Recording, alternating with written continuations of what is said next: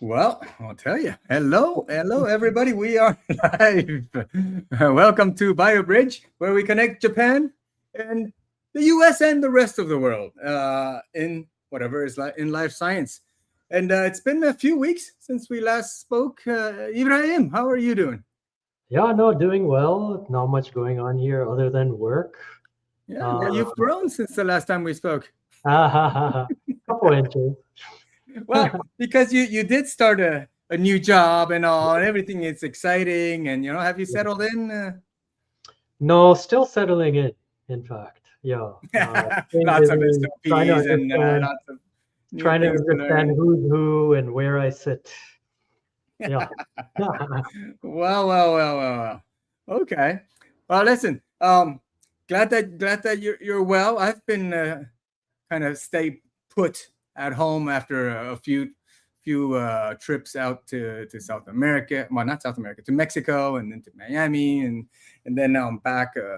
I've been stayed put for a few weeks now, so I'm kind of itching for the next trip, which is bio coming up. Bio, But right? You have bio coming up, San Diego.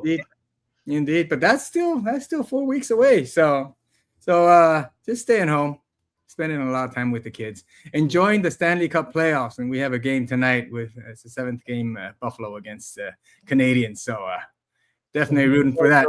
This is the only time you've set a time limit to a hard stop. No, we're gonna have some very interesting discussions today. And look, if it goes over, it goes over. The topic and the discussion is most important. We have a fantastic guest today. Somebody I've met through connections already about a year and a bit ago, if not a year and a half.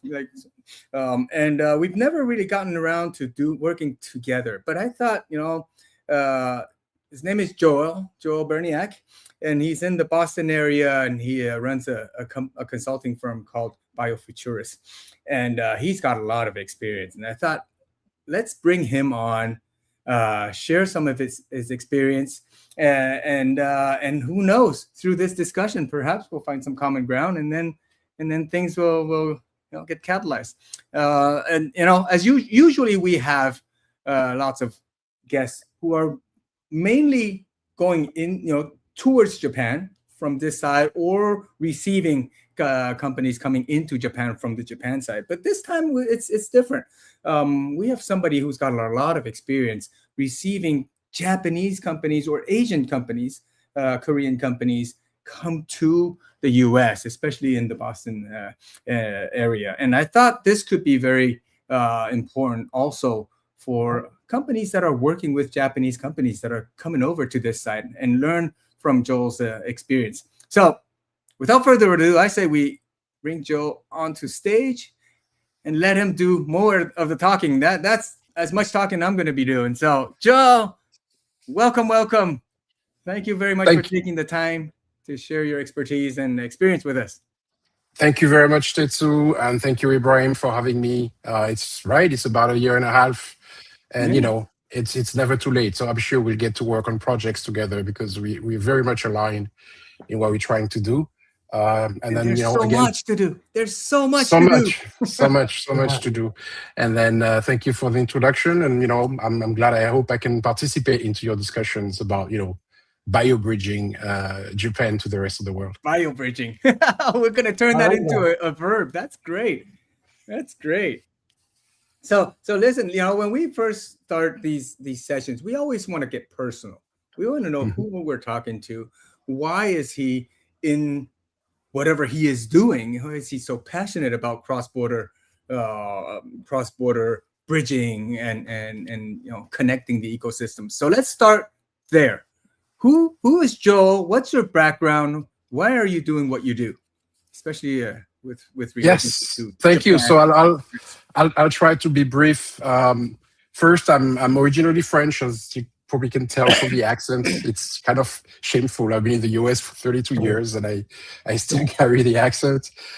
So I'm a scientist by training. I'm actually French Caribbean, originally from the island of Martinique in the Caribbean. But I did all my higher studies in France, in Europe. I was in Toulouse, south of France, for a few years. Then I went to engineering school in Lyon. I'm an organic chemist by training. So I was working on my engineering degree there. And then I left in a double diploma exchange program to come to the US to start my PhD. So that's how I came to the US in 1994 to get my PhD in organic chemistry from the University of Notre Dame in South Bend, Indiana.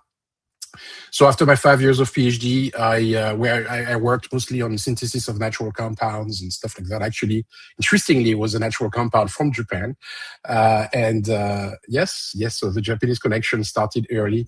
It's still my regret. I was supposed to go to Japan and actually scuba dive to isolate the compound from marine nudibranchs in Japan, and then it didn't work out. So yeah, it was my first lost opportunity to go to Japan. After my PhD, I went straight into the industry. I worked at Bayer Pharmaceuticals in Connecticut for a couple of years. I was as a medicinal chemist, small molecule drug discovery, preclinical work, working on obesity, diabetes, and some of these targets. I would say at this point, something important to note for my later career is it's kind of when I realized that I was maybe not a good fit for large companies. And that's kind of when I decided early on to focus on early stage entrepreneurships and younger companies. After I left Bayer, I came to Boston. I've been in Boston for 25 years now.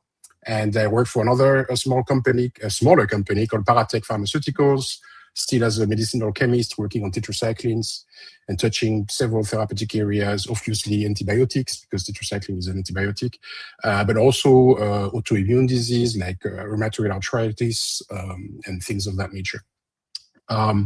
That's also when I started looking at other options in my career beyond the hardcore, medicinal chemistry. And I decided at the time to get a high-tech MBA from Northeastern University here in Boston. And after I got my MBA, that's really what kind of propelled my career in a different direction. I'm still a scientist at core. Everything I do, even in BD, is actually, driven by science. The kind of BD I do is collaboration, R&D, licensing. BD with strong scientific background is worth so much. It's an extension of science, right? It starts with the science, and then you ask the question, how can I collaborate with another company that will help me develop my product or, find new applications? So it's all driven by science. So I'm still a scientist at core. After my MBA, after a couple more years as a scientist, I actually started my own biotech company. It was called Acrylis Technologies. I started with a professor from Northeastern. Believe it or not, it was an ADC company, which is a little bit difficult now because, it was an oncology company. One thing I learned about, startups, I tell my clients, there are kind of 4 ingredients: people, of course, technology platform, of course, but then you should not disregard good old luck that we conveniently call serendipity. And the last one, which is timing. Right? Timing. So it was an ADC company that was after Katsila, people were going very cold on ADCs. They had liver tox problems in clinical trials, and the industry went really cold on ADCs after that. We thought we had a solution for that, but it was very tough. So even if the company lasted a good, 10, 11 years, which is not bad for a startup, we ended up not being able to raise enough money for clinical trials, and I had to shut it down. And of course, now it's painful to see all the frenzy around ADCs. That's why. When you said luck, serendipity, and you separated that with timing. I think it's important, yes, to separate. Yeah, timing is part of luck, but at the same time, it's your decision to jump into something at the right time. You could have the perfect technology, the great product, if the timing is not right, And the opposite is also true. You remember when it was a frenzy about microbiome? Like you could put microbiome in the name of your company, you raise money, right? Because everybody was so hard about microbiome. So timing is certainly very important. So after I had, to really very difficult decision to shut down my baby, because it was started from ground up, setting up a lab, scientists working, all that stuff, all of this in the Boston area. I just couldn't really go back into working for big pharma or anything like that, and I decided to follow on my passion, which was to help entrepreneurs, startups, because you have to help both the company and the people. So entrepreneurs and startups, and then early stage companies. And I just started my consulting firm called BioFuturis that was squarely dedicated to help young companies mostly abroad, to come to the US and help them with their BD activities. So that's really how BioFuturis started. I kind of focus on I'll give you my definition of life sciences, which is a very broad term. It covers pharma, biotech, both human and animal health, diagnostics, medical devices, medtech, and digital health. So anything that is along these lanes is under the umbrella of life sciences. And I started right away helping companies from Europe and from Japan to come to the US and try to negotiate, collaborative agreements, R&D projects, and with, of course, the view of signing a big licensing deal. So that's really what BioFuturis is all about. Good. I mean, so this bridging aspect of what you do over the past many years is perfect, obviously aligned with what we do. And as you mentioned, you started mostly with European companies, and then you've expanded to the Asian side, right? And yeah, I'm sure there's a lot of things you can learn from the European side also. We are focused on Japan. Mm-hmm. There are commonalities and there are differences for Absolutely. these foreigners coming into the US. What for you are the big ticket items that they misunderstand about the US when they come? Yeah, so just to explain how Japan came into view, at that time I was also coaching and mentoring startups. I'm coach and mentor startups from MIT, from Northeastern, and then at some point, my office was at the CIC, well-known place in Cambridge, and they had what they call the CIC Japan Center, and then I connected with them, and that's when they started telling me about these programs, JETRO program, and that's how I started coaching Japanese startups actually. Now, to get to your question, differences and similarities. Similarities because when coming to the US, obviously they both come from abroad, whether it's a European company or whether it's a Japanese company. And my big motto for this, for everybody to understand, is when in Rome, do like the Romans. And that's what sometimes Japanese companies have a hard time with. And I should stress, this is not judgmental or this is not a criticism of Japanese culture, because I will say exactly the same thing to a French company that wants to come to the US. And now that I'm also kind of starting doing things in a bilateral way, I will tell the same thing to an American company that wants to go to Japan. If you go to Japan, you have to do things the Japanese way. So this is no criticism of the local culture. Of course. So these are obviously similarities because we do BD in a different way in the US. Very different from Europe, very different from Japan. And the differences are the local cultures, right? The local culture in Europe, the local culture in Japan, and how to, be proud and leverage your local culture, but at the same time, not make it an obstruction to you being successful outside of your local culture. So it's sometimes are they different as in a local, let's say, US companies BD amongst each other, or a European company coming to Boston, or a Japanese company coming to Boston? Is this three different ways, or is Europe much closer to the US in terms I think it's three different ways. I think you don't do business in Europe the way you do BD in Japan. There are a few things that I was able to pick up. And again, you have to leverage your local advantages and culture, but at the same time, you don't want it to slow you down when you come to the US and you try to do like the Romans and you try to do BD in the US. And it goes along many axes, speed. When I talk about Japanese companies, a big component, communication and how to be collaborative. Maybe is more on par for European companies. They are not as collaborative as we are in the US. So again, as you said, there are similarities and differences when coming to the US. So it's no secret that Japanese companies take more time for every decision. It takes more. It takes the time to really develop a relationship before they really start to execute. But I didn't know what kind of timeline that represents for European companies. Are they like between the US? Like the US is very quick. All right. Oh, we just met today. Everybody's CDA. Everybody's slower than the US. I would say, Europe is slower than the US. Japan is even slower than Europe for sure. Okay. my kind of litmus test is, if it's not an emergency, like for example, some of my clients are CROs. So obviously, if you have a project, a client has an urgent question, urgent requires an answer within 24 hours, at most 48 hours. But if we're talking about BD discussions, which is approaching a new client, trying to firm up a proposal or firm up interest, and then hopefully eventually negotiating some form of a contract, I try to keep things at 3 to 4 days response, right? Try to keep the pace, right? Because otherwise things lose traction, especially in the US. People can lose interest quickly. So if for a different culture, they think they're gonna have 3 meetings before the next email answer, and then they're gonna get back to them in 2 weeks, that's too slow. For the US, right?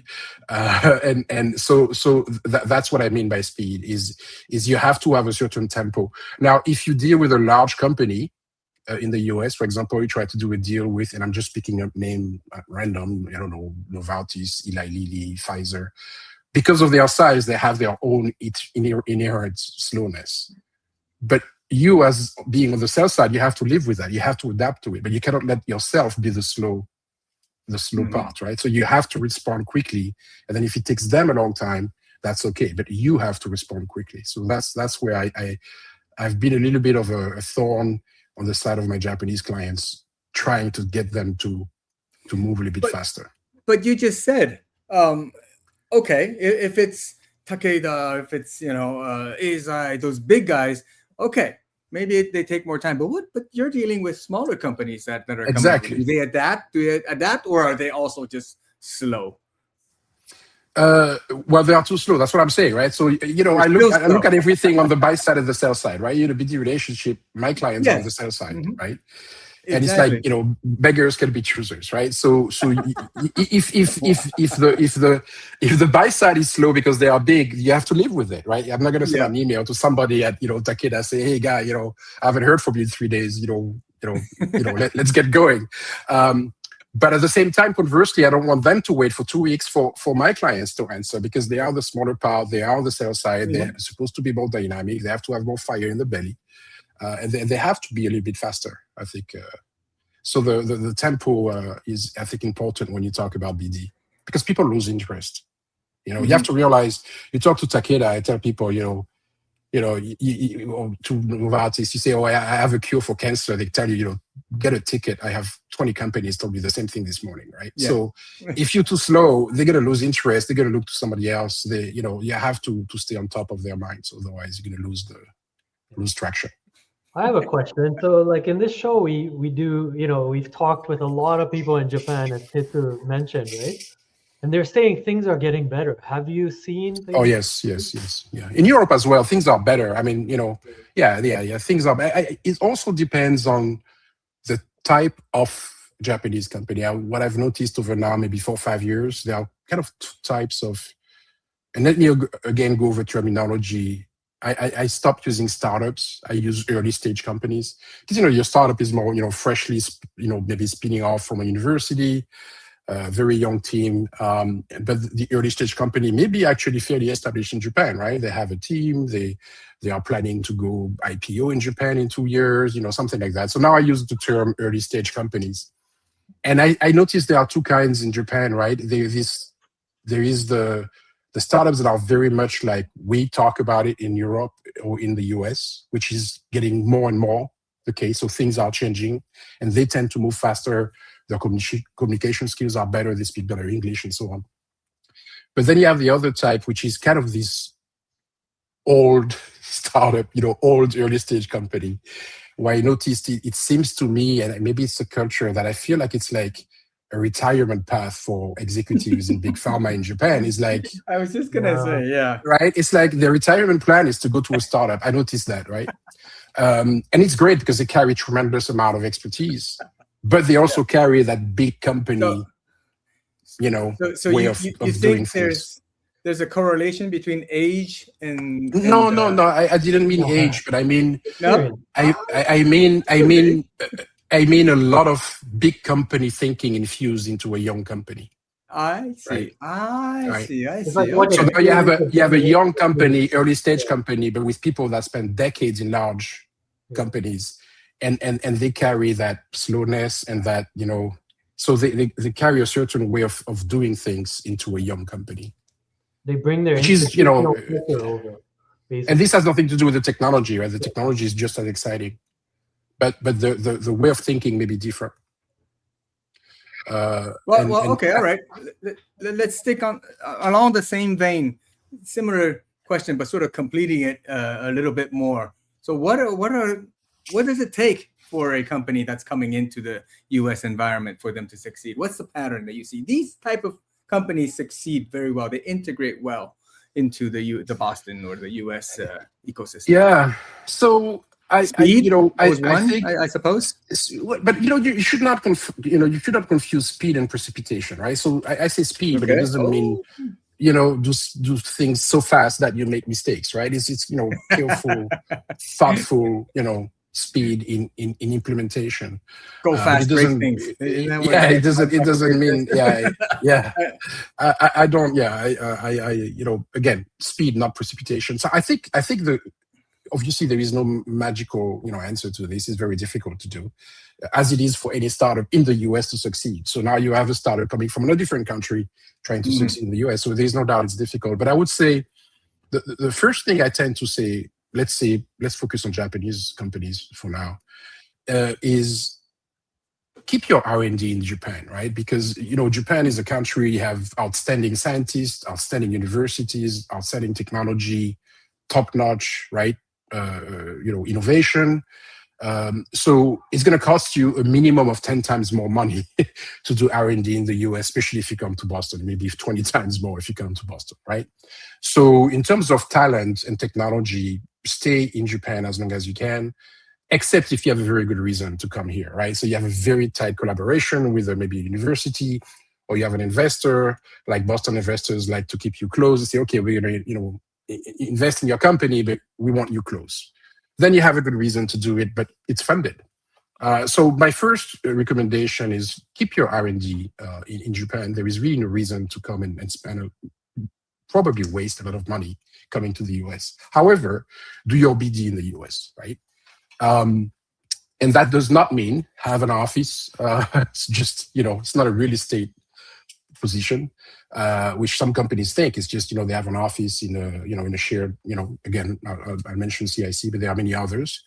It's not enough, right? You have to engage with the local community. So what I found to be kind of a good system is to, number one, you could try to hire somebody in the US as a head of BD. And we all know it's very difficult now, especially with the exchange rate between Japan and the US. That hurts Japanese companies very badly. That combined with the incredible inflation in Boston in terms of cost of living and salaries. So when I tell people, what just a junior scientist can make in Boston, they can't believe their ears, right? So I think it's a very expensive proposition for a Japanese company to hire a full-time head of BD in Boston. And of course, I serve my own purpose. I think the better way of doing it is to find somebody, either a consultant or a fractional person. You don't really need somebody full-time. You can do a lot of BD, 1 day a week, half a day a week, managing, operations without being a full-time employee. And then maybe combine that with a more junior, purely focused on science, kind of almost like an analyst role that you would send from Japan.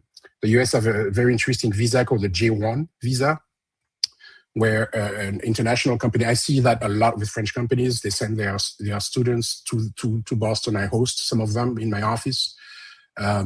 Under the J1 visa. So you could have a young scientist or a young BD person in Japan that knows the company well, knows the technology very well, importantly speaks English well, and then you kind of train them in Japan for 6 months. And then you get a J1 visa and you send them to Boston to be kind of the junior person in that BD office. So now you have the combination of a very senior expert person that you have on a fractional basis. Wow.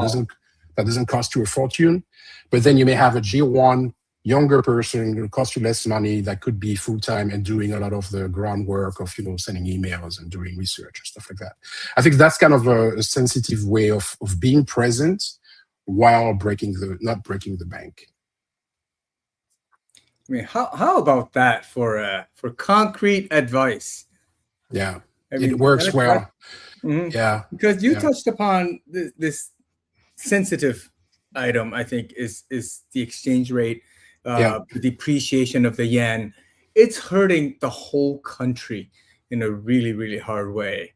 But I mean, you may know the Japanese government is really pushing quite a lot, putting into a lot of resources monetarily into the ecosystem to try to reboot the Japanese pharma startup ecosystem. Mhm. They've got lots of various types of grants. Some are huge grants, but there's also lots of different types of grants to help all these companies succeed in Japan and globally. And but it's all tax money. The Japanese, Yeah. when I say the whole country is hurting, is because it's tax money, and Yeah. every dollar spent today is just worth half, of what was Yeah, spent it's very, years ago. and I understand that with my own clients, right? I mean, I understand, and Mhm. as I said, it's a double whammy because you have the depreciation It of the is. yen, but then on top of it, you have inflation in Boston, right? So it's like Exactly. the delta It- is huge. It's Yeah. huge. Yeah. And I mean, obviously, it's very tough for the Japanese companies coming out. But at the same time, when I talk to my counterparts here in the US, I say, there's no better time to go to Japan and invest in Japan. And Of course. Yeah. Yeah. it's a great time for investors to look at Japan, and they are looking at Japan. Yeah. And there's loads of different activities, events that are covering Japan more and more. Yeah. I mean, everybody's talking about China. I mean, that's a given. But Yeah. now at various events, I do see Japan. I'm also running more and more Japanese panels. I'll be running a Yeah. Japanese VC panel at Resi and at Bopan, and so there's Yeah. much more activities catered to those who are interested in Japan. This show is also something that's coming right out of that, right? So Absolutely, absolutely, and I think all of us who are have this passion, commitment, and including myself, and I try to implement that actually with my kind of a new strategy is to be more bilateral, right? Because I focus mostly always, it's always like it's a one-way street, right? Help companies come here, but the reality is there are plenty of early stage, even well-funded companies in Boston that would love to go to Japan to do business, that would love to go to South Korea to do business, right? To find, academic collaborations for clinical trials. So we have to start thinking a lot more about this being as a bilateral relationship rather yes, than my God, that's music to my ears. And what you said with the exchange rate is in favor of that, obviously, Mhm. right? So, yeah. Yeah, one of the best things you said was keep your R&D in Japan or in Asia. Like it makes complete sense, right? Exchange rate, salaries, etc., etc. It just makes complete sense without sacrificing quality, right? Because you have excellent scientists, exactly. universities, everything is top notch. So you're not sacrificing anything, right? But when I tell companies, and I give numbers at large, I didn't do like a recent survey or anything, but let's say you want to hire even a director of BD in Boston, living in Boston, right? And you're going to pay at least what, $180,000 with benefits and stuff. I mean, it's completely, unreachable.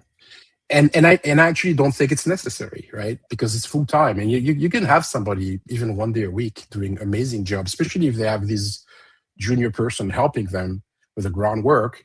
I think you can have somebody only, a fractional person that can, basically do the same output.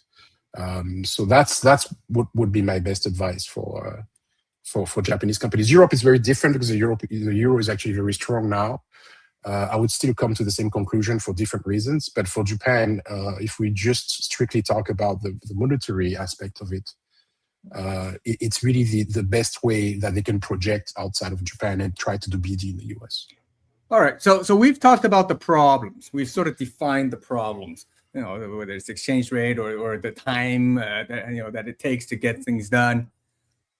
What do you do? So you have a company, ABC, that's coming from Japan, and how do you help them adapt to the local system? Change their mindset, or what is it? Yeah. So I mean, obviously, and I'm talking from personal experience. I have a formula, right? I number one is one thing that companies don't realize, and if you remember earlier, I said early stage companies. Some of the companies I work with are, maybe well established in Japan, even known, but nobody knows them here, right? So there is a marketing aspect to this, right? Which even if Japan, obviously, since Nobel Prize 2012, for example, is very well known for regenerative medicine and so on. Although that gap, I think, has been closed in recent years, but they still have that ace. You can't just, come to Boston and say, hey, I'm a Japanese company, I develop, stem cells or whatever, and then, I'm the best in the world. No, I mean, nobody knows you, right? So there is a marketing aspect, which goes to LinkedIn, to have a presence, to have webinars, to have, white papers. So people get familiar with your company. So there's a marketing aspect to this. Right, that people in Japan are not using LinkedIn. It just boggles.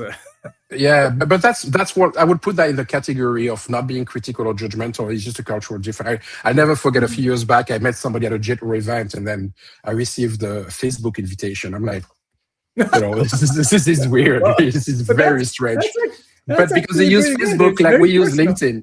Yeah, but they use Facebook like we use LinkedIn. So again, this is a different culture, and I'm not judging. But yes, number one, tell people who you are, because if nobody knows who you are, again, these companies, they'll have a choice between a Cambridge-based startup coming from MIT, BU, Harvard, and then you, maybe with even the same quality of technology, but that they absolutely do not know. Come on, right? So you have, coming from the outside, you have additional hurdles, right? So you should try to lower those barriers.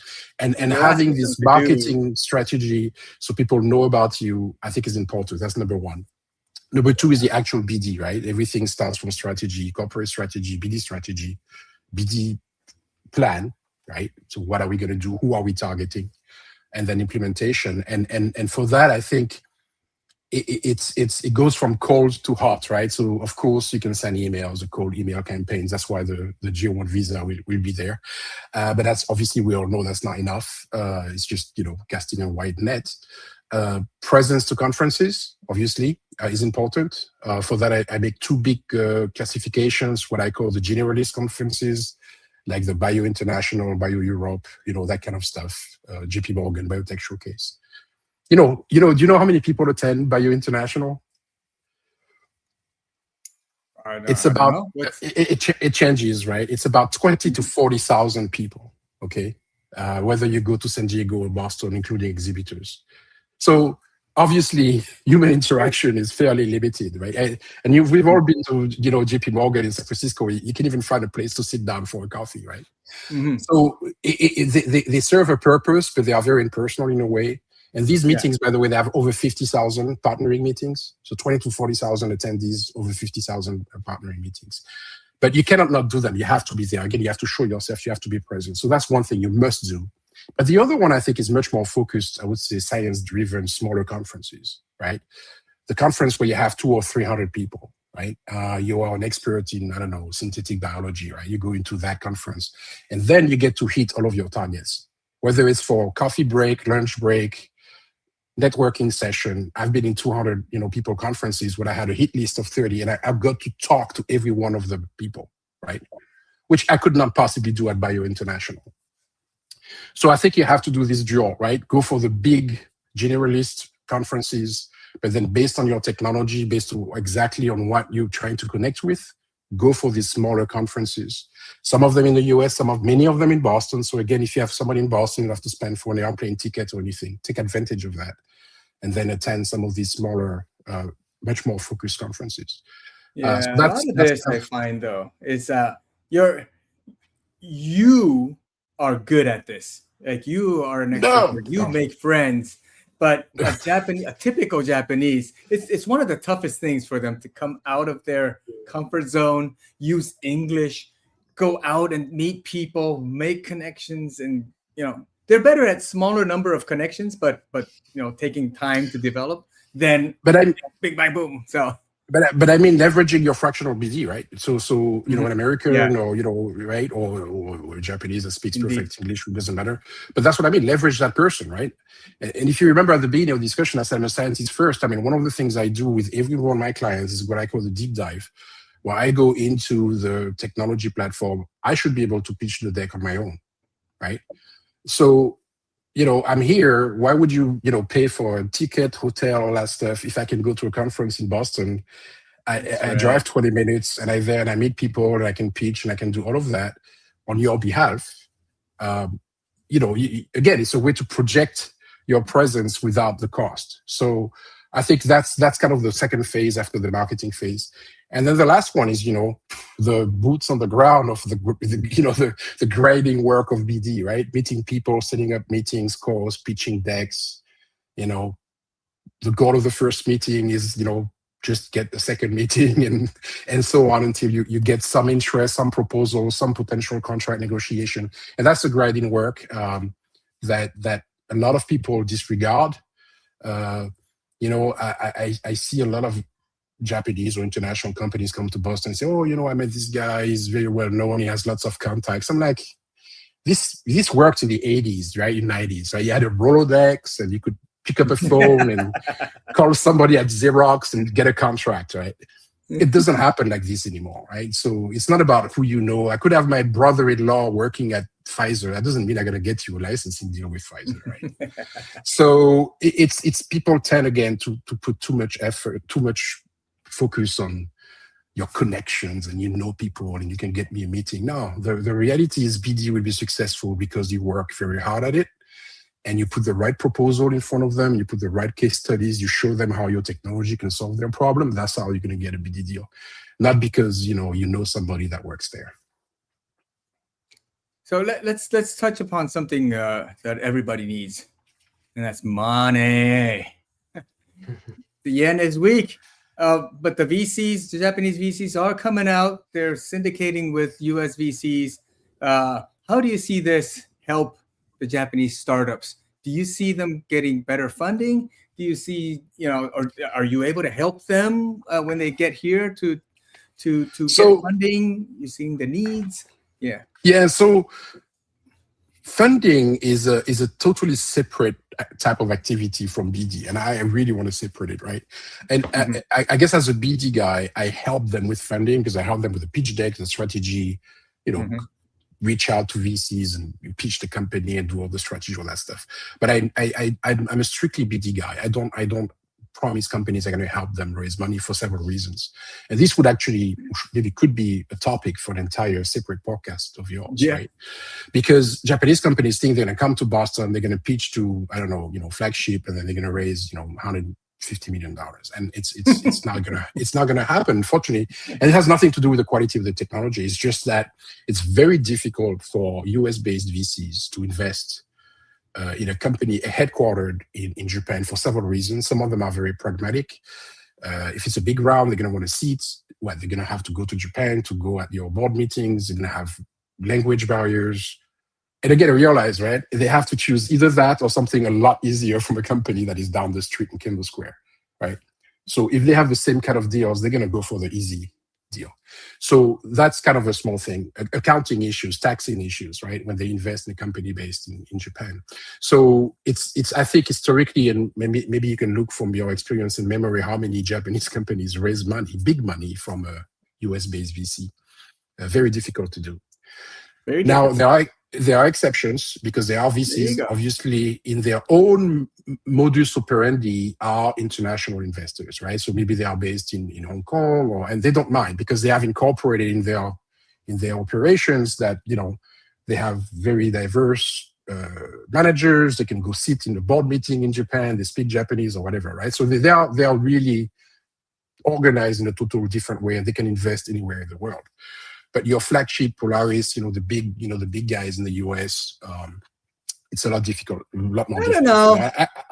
don't know. I'm gonna have to differ. I think because everything is a matter of price. The cost to return ratio. The cost of the Japanese technology is going down literally by virtue of the exchange rate going down. So, and when there is a will, there is a way. And I was getting to that. Very often what you'll see is the flip, what they call the flip, right? Where they say, well, we're going to invest in your company, but you're going to have to flip, meaning you're going to have to, because a lot of Japanese companies create a subsidiary in the US Yes. And they think the subsidiary can raise money. No, it's not going to work like that, right? So the VC will say, well, we're going to invest in you, but you have to be headquartered in the US. So what you do is a flip where basically the subsidiary becomes the primary. They're going to go to the New York Stock Exchange or NASDAQ. And then the Japanese companies that does the R&D will do the research, and then they will invest in your company because it's a US-based company. So there are ways around it. And I tell my clients... They're doing that. They're literally doing exactly. that. So Shinobi is one. Regcell is another. Typewriter is another one. I think that has. And that's what I tell my clients now is that don't do it first, right? Be ready for it, and say, well, if you invest, we're going to do this, right? And we're ready for it. But sometimes there is an issue. It's for these companies that have Japanese investors, because the Japanese investors will tend to block this. Right? Because the Japanese investors want you to go IPO in Japan. They put maybe $3-4 million in your company. Their exit is your IPO in Japan. You're going to come to the US. You're going to raise $150 million. They're going to be diluted to nothing. Yeah. So it's a problem for companies that have actually been successful in Japan in raising money, but now they need to really grow and expand internationally. And actually, their own Japanese VCs are going to be an obstacle for that. You would have to give them basically anti-dilution protection. And when you do that, then the US VC is not going to be happy with it. So it's, that's why when I talk to companies that are very early stage, have not yet raised money in Japan, I tell them be very careful about this, because now is your opportunity to set up in the US and go after US money before you start collecting money from Japanese VCs, because you may have a problem later on. You have such important and valuable expertise and knowledge, and I don't think you should separate the fundraising part from the BD part. I think it goes together, and but that subject is a subject for an entire separate podcast. Yes, but it's totally something you could include in the scope of your services. I think especially, and I've set up subsidiaries. I've set up subsidiaries for Japanese companies. Right, the guy comes in, he has a company incorporated in Delaware, registered in Mass, it has an office. Everything is has an accounting firm, everything. So I do that, and there is a place for a subsidiary, especially if you want to do NIH grants and stuff like that, collaborations. But it's not the magical key for fundraising. A U.S. subsidiary, nobody invests in a subsidiary, right? They want to invest in where there is value, where there is intellectual property. That's another big issue, right? So the VCs want to invest where the intellectual property is, and that's why they're asking to flip. So with all these differences, has it been hard to try to coach these guys from Japan, make them really understand what's important here in the U.S.? Has it been a struggle, or no, they're very coachable? What do you think? It's difficult, but again, I mean, difficult doesn't mean impossible, right? And again, I think you have to make them understand that there is no easy way, there is no quick way. I strongly believe in the grind. Yeah, no free lunch is the grinding work of BD, getting yourself known, reaching out to people. Going after them is going to take a long time to get a deal. I've had people say, "Hey, we'll give you a contract, but you have to give us a licensing deal in 3 months." I'd be happy to take your money, but I'll pass, right? Because it's not possible, right? It's an unreasonable expectations. It takes time and work to get there. So, and I think Japanese companies again have, with the type of technologies they have and innovation they have, we should be seeing more deals, because especially now you see the big companies. It's been a trend for a long time, but they buy innovation, right? I mean, look at Eli Lilly. They buy, over the past few weeks, they bought 2 or 3 companies. So this is the right time for innovative companies to quote unquote sell their technologies to bigger players. So all right, we should see more, but sometimes I feel that they kind of give up. It's like running a marathon and giving up before the end, right? I mean, you have to go all the way. You have to put in the effort and show up continuously. Yeah, Ibrahim, do you have any other urgent questions before we get into the philosophical part? No, it's actually partly philosophical as well. But you've been touching upon this a little bit, and being a very globally operating person like yourself, where you work with European companies, you work with South Korean companies, other Asian companies, and whatnot. You've touched upon this already, but I'd love to know like what your observation has been in terms of like, this is why Japan. Like, do not look over Japan. And you've mentioned regenerative medicine. You've mentioned technology is good, but I'd love a little bit more concrete. Like, why Japan? Well, there may be also. So I would say number one, because at the end of the day, we talk about BD. As I said, BD is science, right? It's just the business of doing science. That's what BD is. So you cannot underestimate the value of the technology, right? The value of the science, innovation, the scientists, right? That's number one. The quality of the assets, right? So that's number one. And Japan again has absolutely is top, on par with Europe and all the big R&D, powerhouses in the world. And when I say Japan, and if I step back a little bit and I say Asia, I give you my definition of life sciences. Yeah. My definition of Asia is Japan, South Korea. We talked about it, Singapore, Taiwan, right? So these countries that have R&D, other countries also have investments in pharma, maybe more manufacturing, like Vietnam and Thailand. I talk about the R&D stuff. So Asian companies, and for the sake of the argument, I'll keep China separate because it's a very different type of situation. So Asia covers these companies. They have nothing to fear compared to the best European universities or US universities. So that's number one. Number two, to some extent, as you said, maybe they should take advantage more in a way of the weakness of the yen and try to stimulate more US companies to come to the US to do R&D, to do collaborative projects in Japan because it will be cheaper. There is also an operational thing, which is actually one of the particularities in Japan, and I believe it's the same in Singapore for sure and in South Korea, is clinical trials. It's extremely difficult for international companies to get access to Japanese patient data for many different reasons. They are very protective, just like you have, GDPR in Europe. And yet everybody, of course, wants, in-human data, right? That's the first true clinical proof of concept. So I think Japan should leverage more that aspect. I have early stage companies in Japan that already have clinical trial data. Okay, maybe only 10, 15 subjects, but that's a lot more than a lot of startups in Boston have, because they would have to spend $100 million before they get human data. So you have these things that have to be a bit, put more forward in terms of maybe, why not collaborate with a US company and actually do clinical trials in Japan. Australia, of course, is positioning itself as a cheaper alternative, but I think Japan is again, with the weak yen, is a good option. So leverage that as well.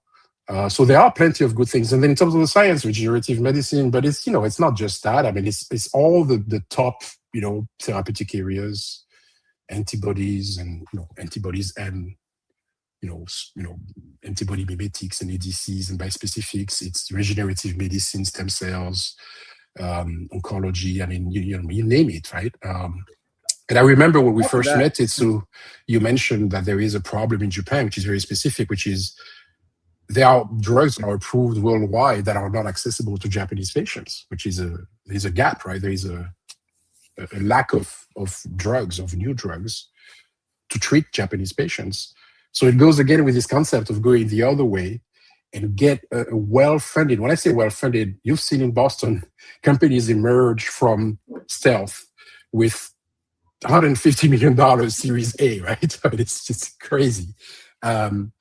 Wouldn't they be excited to collaborate in Japan, do clinical trials in Japan, and then later, I'm thinking BD, you can give a territorial, do a deal with a Japanese company and then bring new drugs to Japan where they have the territory in Asia, and then they keep, US and Europe from themselves, where they could deal with big pharma in the US. So you have to think more of this bilateral angle to actually leverage the aces that they have in Asia. I'll add one more thing before I get into the final question about why Japan, and that is the cultural aspects of the Japanese people as a whole, and in general in Asia, but I would say Japan is especially strong, and that is the reliability and the integrity and the honesty and of this people. This it may not be something that you could write out an actual value to, but there is a value to that. Absolutely. These ways, trust. the security, the trust, absolutely, the lack of scams, for absolutely. lack of a better term. I've worked with Japanese. Lack of cost, right? I've worked with Japan for 4 or 5 years, and I can say I've enjoyed every single one of my interactions, both on the human side and even at the business side. Trustworthy. It may take a while, it may be slow, but when a yes is a yes, a no is a no, I would say, I'm gonna get in trouble for this, but I would prefer working with a Japanese company than with a French company. Because I know that I'll get in trouble for that. There's absolutely value to it. Is the trust, the attention to detail, to quality is absolutely an important attribute for science and for BD. Yeah.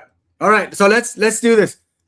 Last question is, like I said, it's philosophical. It's about trends from the past, let's say 5-10 years. How has it been since then to today, and what do you see in the future? So how is everything's gonna, I think you've touched upon quite a bit of this. Yeah. But specific to Japan and in the US or the rest of the world. What has been for a few years, and what's going to happen in the next? I think, and we talked about it. We had a prep meeting before this podcast, and I mentioned it already today. I think the big trend, the big thing to push that will create success is to give this a much more bilateral angle than it has been before, right? But first, how has it been in the past 5 to 10 years? So in the past, exactly, I was getting there, right? In the past, and it tracks with our, I would call it, geopolitical reality, right? Which is the US as the dominant, power economically, but also on the research side, right? Where you have to come to the US to collaborate with universities and so on. And I think clearly over the past few years, for many reasons that maybe we will not touch here, this has been degraded somehow.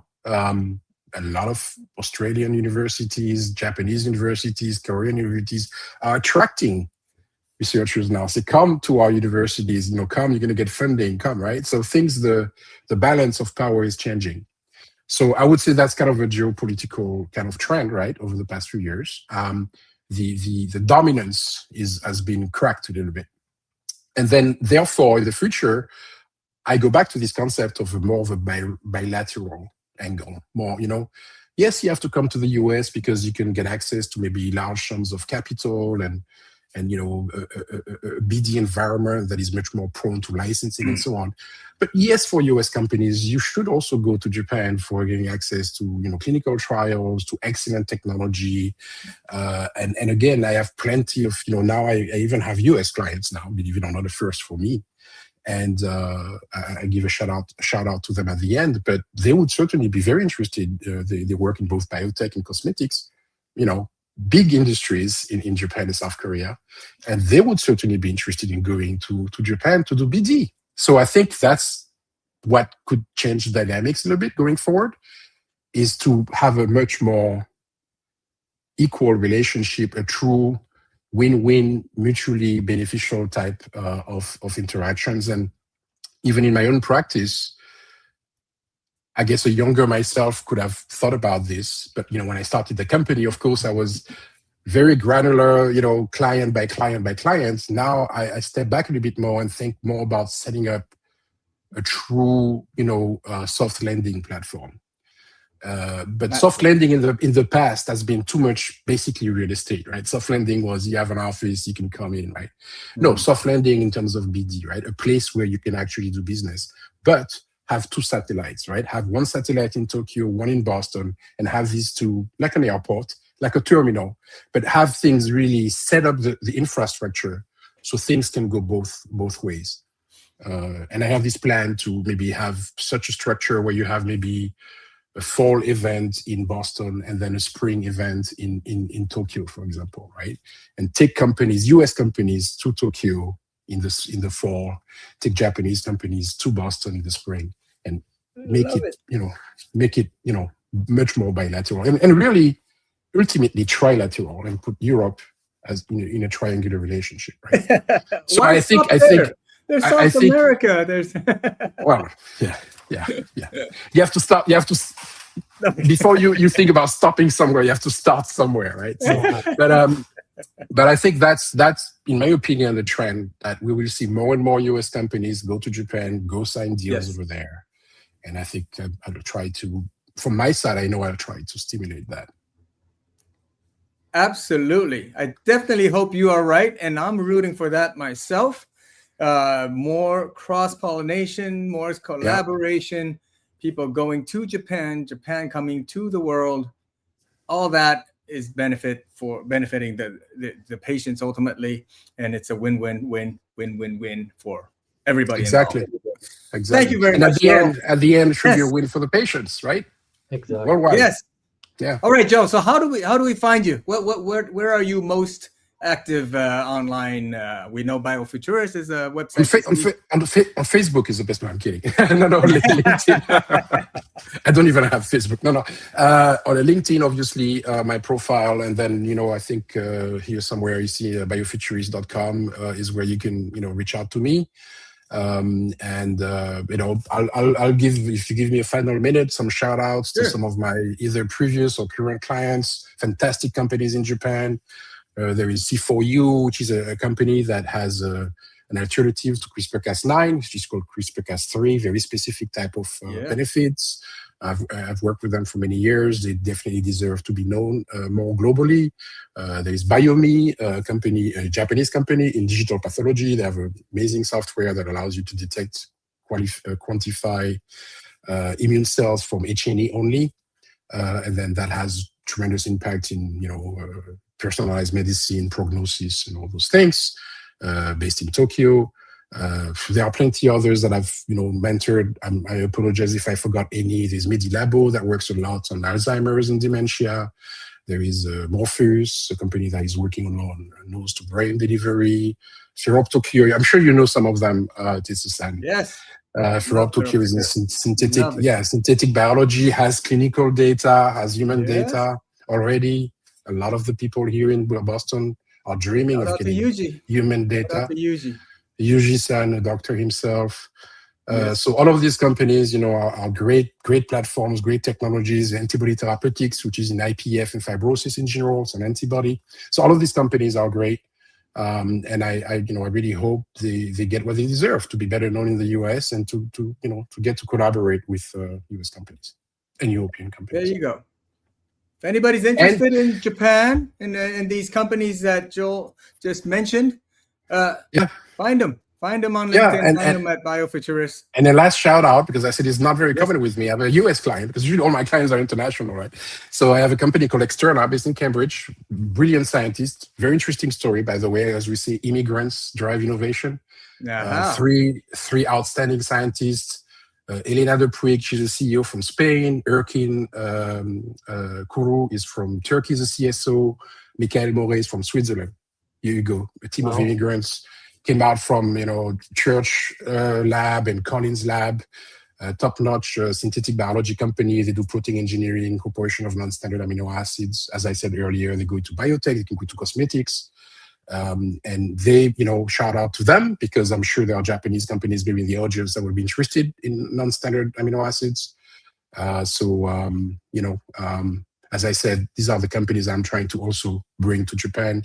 You have, Shiseido, you have all of these, cosmetics companies in Japan and South Korea that would be very interested in these technologies as well. So, excellent. We're gonna have to plan our next trip to Japan together, and we have to.